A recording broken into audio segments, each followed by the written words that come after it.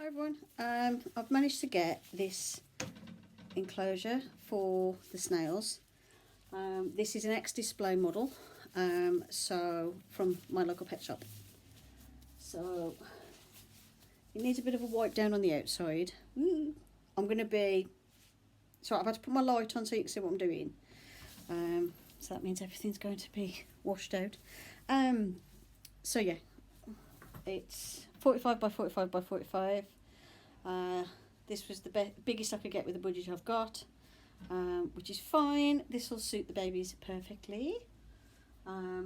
So all I've got to do now is put everybody in, and I thought I'd film while I do it.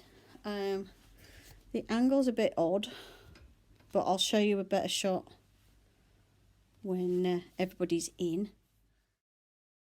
So I started off first of all by taking the babies out of their tank, and what I needed to do was put their substrate in. So you'll see here I'm shoveling pots and pots and pots of cocoa fibre. This will be cocoa fibre mixed with any remnants of sphagnum moss, and there'll be the odd tiny little bit of food maybe left in there, but most of my the substrate that I use for the snails is cocoa fibre mixed with sphagnum moss. I am going to add some autumn leaves as well, but I have to prepare those first. I have to boil them and everything first. So for now it'll be cocoa fibre with sphagnum moss mixed in it, and then a bit of sphagnum moss will go on top later on. And what I'm doing here is I'm sloping it up towards the back so they have plenty of burrowing space. There's like a wire mesh on the side that's facing you here for ventilation. So I'm making it so that the soil is deep up the other two sides. There's a certain depth I can have at the front, but obviously I need to slope it up at the back. And I provide 2 hides for them, and I've got some cork bark which they can have. They can nibble on it and they can hide under it and everything. When you first put cork bark in, you'll notice it might get a bit of fungus on it and stuff. That doesn't harm the snails, and eventually that stops. But cork bark's quite good. It's one of those things that's safe for them. It's a safe item. I was going to put like some branches or something in here, but I don't want to take up too much space. And also branches are hard for me to sanitize because I have like a mini freezer, because I don't actually store lots of stuff in the freezer.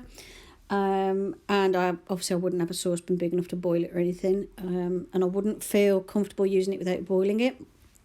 But I am looking into woods and things that I can get that are already prepared for reptile housing. I've got to research a bit more what I can use and what I can't use. So I've got 2 hides, and they're made out of half a plant pot and covered in soil. And then when the sphagnum moss is prepared, because I've got a new bag, the sphagnum moss will go over the top. You'll see that later on in the video. And once I got my sprayer to work, because my sprayer is temperamental, this one's breaking, I've used it a lot.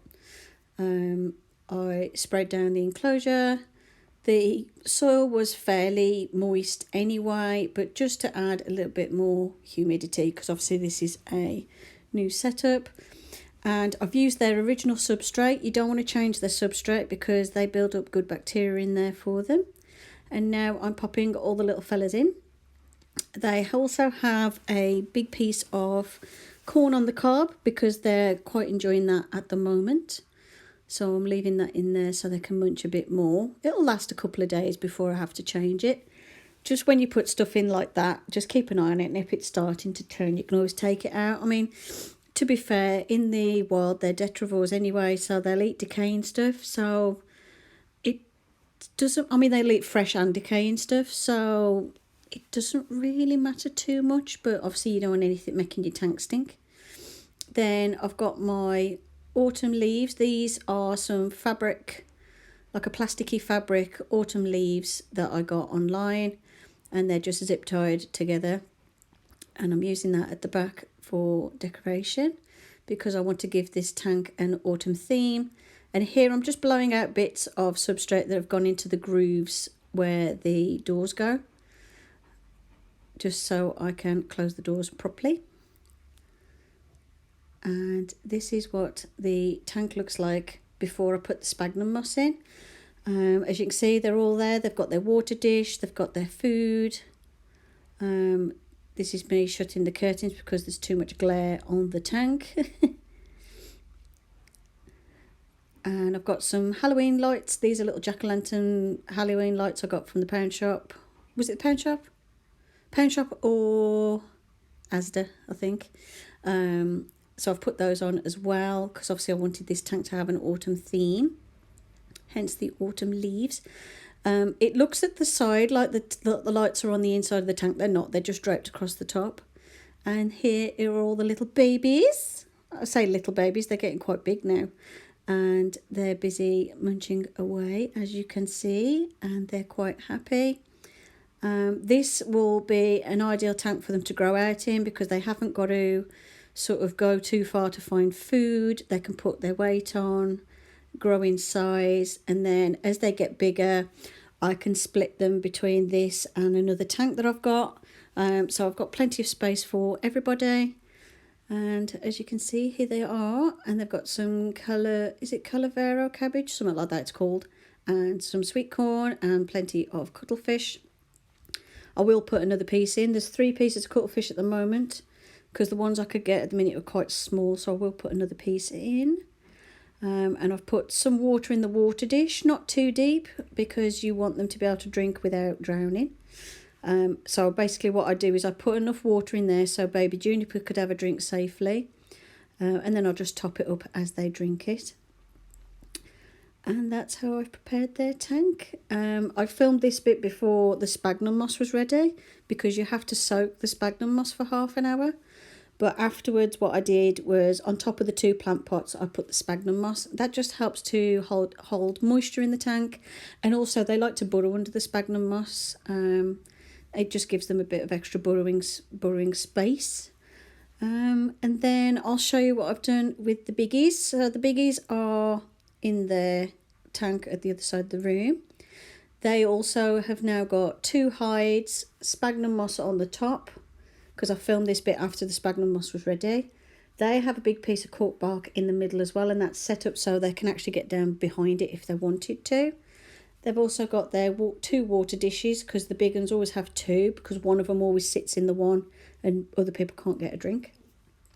They've also got sweet corn, but they're not as bothered by sweet corn as the babies, so I might give that to Rick because Rick will eat that. Some more calavera cabbage, I think that's what it's called. And then they got their water dish, and then the one that's like a bigger dish, that tends to be the one that I'll put snail mix in.